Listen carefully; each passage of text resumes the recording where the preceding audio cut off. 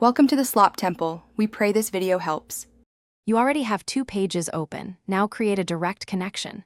Click where you want the link, type /link to page, or simply @ and start typing the target page name. Pick it from the list.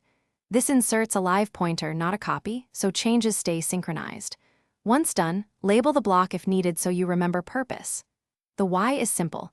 Links keep one source of truth and speed navigation between related content. Once the link exists, add context so the connection is useful.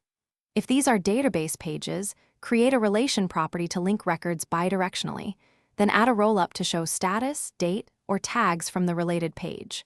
For simple pages, add one-line summaries next to the link so you and others understand the relationship at a glance. Make sure to name relation properties clearly. This makes filtering and automation much easier and avoids accidental duplicate links. Finish by testing every connection. Click each link and confirm the backlink shows on the target page. That verifies a two-way relationship. If a link seems broken, search for the exact page title or open the relation property settings and remap the target. Renaming pages can sometimes hide them from quick picks. One key troubleshooting tip: keep consistent naming and use templates for repeated patterns, because standardized titles prevent ambiguous matches and save you time later. Thanks for watching.